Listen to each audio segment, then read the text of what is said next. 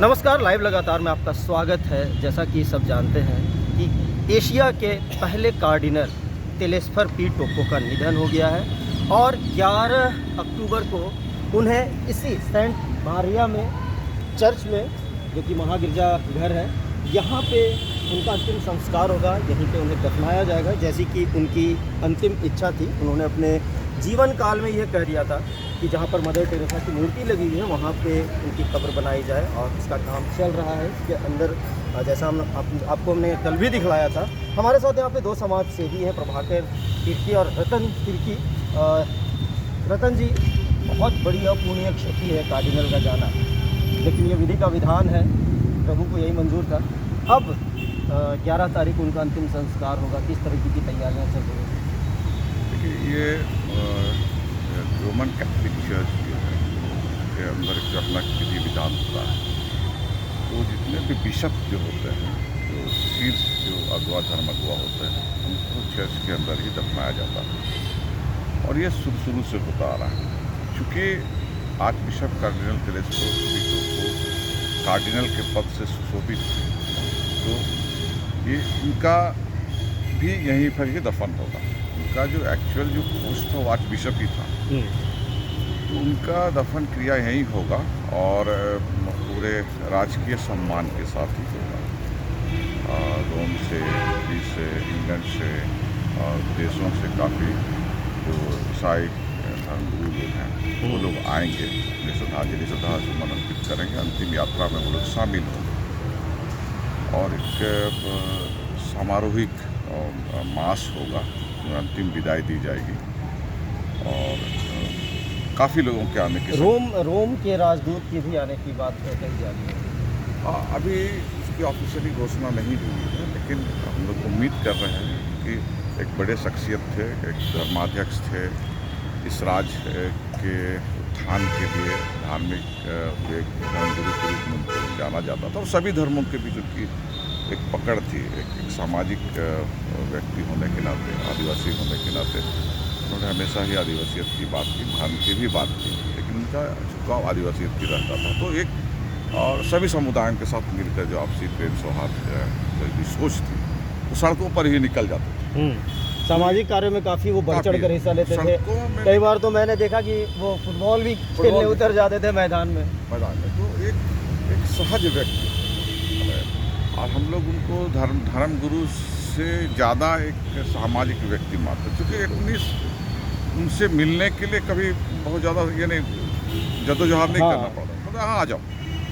तो ये था कि सामाजिक व्यक्ति होने के नाते वो सभी लोगों से मिलते थे और बच्चों से उनको बहुत प्रेम था, तो वो इस चीज़ को महसूस भी करते थे। और आदिवासियत के प्रति जो उनका झुकाव था, क्योंकि उनको रोम से जो सुशोभित किया गया था कार्डिनल के पद पर, तो उनकी कार्यशैली आदिवासी प्रेम, झाड़ के जल जंगल जमीन के प्रति देखता और समाज के साथ जो उनका जुड़ाव था उसको देखते हुए रोम ने उनको, और वो एशिया के सबसे पहले वहाँ पे बने। साथ ही साथ वो न सिर्फ ईसाई समुदाय से बल्कि उनका सभी धर्मों के लोगों के साथ बहुत अच्छे संबंध थे। मैंने खुद देखा है, मैंने कई बार उनका इंटरव्यू भी लिया है। सर्वधर्म संभाव का जो पालन वो करते थे। आपकी क्या स्मृतियाँ जुड़ी हुई हैं उनके साथ?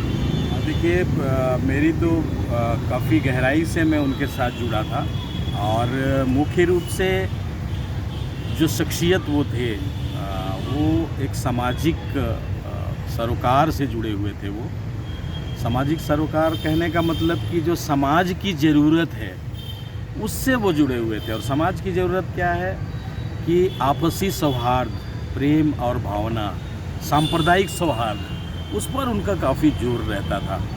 साथ ही साथ चूँकि आदिवासी थे, आदिवासी गांव से निकले थे, तो स्वाभाविक था कि उनके अंदर में आदिवासियों के प्रति एक लगाव था। और आदिवासियों के लिए ना सिर्फ राष्ट्रीय स्तर पर बल्कि अंतर्राष्ट्रीय स्तर पर भी समाज के लिए क्या पॉलिसी बननी चाहिए, उसको दो स्तर पर वो काम करते थे। एक तो जिस जगह पर खुद थे, जहां उनकी जिम्मेवारियां थी एक धर्माध्यक्ष के रूप में, और राष्ट्रीय स्तर पर जो ज़रूरी बातें थी विकास के नाम पर, नीति बनाने की, वहाँ पर इनकी पहुँच थी और वो हमेशा उस बातों को उस जगह रखते थे जहाँ नीतियाँ बनानी होती थी। तो इनका जो संबंध था सरकार के साथ भी, अन्य समुदायों के साथ भी, क्योंकि सांप्रदायिक सौहार्द की बात इनके अंदर में थी, तो अन्य समुदायों से मिलना एक स्वाभाविक ये होता है, तो उनसे खुल कर मिलते थे। उनके मिलने का मकसद ही यही होता था कि भाई हम लोग मिलजुल कर एक समाज के अंदर अमन चैन बना के रखेंगे, उसके लिए सबकी ज़रूरत होगी। तो सारे लोग खुल के उनके यहाँ आते थे। और मैं चूँकि अंतिम समय में मैं उनके सलाहकार के रूप में, मतलब एक टीम बनी थी core committee arch bishop house में, तो हम लोग उस कोर कमेटी में उनके साथ हम लोगों को काम करने का मौका मिला। वो जानना चाहते थे, कोर कमेटी इसलिए उन्होंने बनाया था कि वो समाज की बातों का फीडबैक उन प्रतिनिधियों से लेते थे कि कैसा चल रहा है, क्या हो रहा है पॉलिटिकली, क्या हो रहा है, क्या होना चाहिए। इन बातों को लेकर वो फीडबैक लेते थे। उसके लिए उन्होंने कोर कमेटी भी बनाई थी, तो उस कमेटी में उनके साथ काम करने का मौका मिला। कई सेमिनार्स में, कई सम्मेलनों में उनके साथ भाग लेने का, उनके साथ शेयर करने का, अपनी बातों को रखने का मौका मिलता रहा। तो काफ़ी हम लोग जुड़े रहे सामाजिक रूप से उनके साथ में। निश्चित तौर पर आज उनका नहीं रहना एक अपूरणीय क्षति है हमारे लिए, क्योंकि ऐसे व्यक्ति बहुत सालों के बाद कुछ लोग तैयार होते हैं जिनके अंदर एक ओवरऑल, जिसको बोलते हैं कि चौतरफा जो सोच होता है, हाँ, जिसको बोलते हैं होलिस्टिक अप्रोच, वो ऐसे व्यक्ति थे कि सभी चीज़ों को सोचने वाले, धर्म और संप्रदाय को सोचने वाले, समाज को सोचने वाले, गरीबी को सोचने वाले, और साथ ही साथ उनके लिए पॉलिसी की बात जहाँ पर है सरकार के लेवल पर, वहाँ बात करने वाले। बिल्कुल, कई मुद्दों पर और उनके अंदर में ये 2-3 चीज़ें मैं बता दूंगा। उनके अंदर में ये भावना नहीं थी पार्टी के लाइन पर, पॉलिटिकल भावना, क्योंकि आप देखेंगे उन्होंने देश के प्रधानमंत्री से भी मुलाकात की जाके। मोदी जी समझ वही थी कि देश के प्रधानमंत्री को हम अपनी बातें बताएं। उन्हें आमंत्रित भी किया था अपने गाँव। और उसके पहले उनका एक बयान है, कहीं पे मिलेगा, अटल बिहारी वाजपेयी जब थे प्रधानमंत्री, उस समय उनका बयान था कि भारतीय जनता पार्टी अब बदल रही है। इस बात से वो काफ़ी उत्साहित थे, क्योंकि कई चीज़ें ऐसी हुई थी सरकार के अंदर में, तो उनको लगता था कि अब जो भी पॉलिटिकल पार्टी आई है भारतीय जनता पार्टी के रूप में, तो उनके अंदर भी पॉलिसी में बदलाव आ रहा है, उसके प्रति वो काफ़ी उत्साहित थे। बयान उनका है, हम जो अभी मुझे याद है। तो कई चीज़ें हैं जो उनके समय में हुई, और बड़ी बात क्या थी कि वो दुनिया के जो सबसे बड़े धर्मगुरु हैं पोप, उनके कैबिनेट में वो थे। बिल्कुल, एक बार चुनाव भी लड़ा था उनके कैबिनेट में वो थे। और कैबिनेट, पोप का एक कैबिनेट होता है पूरी दुनिया का, जहाँ वो लोगों के साथ बैठ के, तो कार्डिनल जो होते हैं वो समझिए कि वो पोप के कैबिनेट के मेंबर होते हैं, उस मंत्रिमंडल के सदस्य, मतलब सहज भाषा में मैं बता रहा हूँ, मंत्रिमंडल के सदस्य होते हैं। तो निश्चित तौर पर जिस क्षेत्रों को रिप्रेजेंट करते हैं, एशिया एक जगह था, भारतवर्ष, और भारतवर्ष के अंदर में आदिवासी झारखंड, तो इतने बड़े चीज़ों को वो रिप्रेजेंट करते थे पोप के मंत्रिमंडल में। बातें हमारी सीधी पहुंचती थी वहाँ पे, बिल्कुल, ये बड़ी बात थी। तो ये सारी चीज़ें हम लोगों को याद है। उनके कार्यकाल में बहुत नज़दीक से काम करने का मौका मिला। उनकी तबीयत भी जब ख़राब हुई तो हम लोग उनके यहाँ जाते थे, बैठते थे, उनकी याददाश्त चली गई। हम लोगों ने जानने की कोशिश की कि सचमुच में याद करते हैं कि नहीं।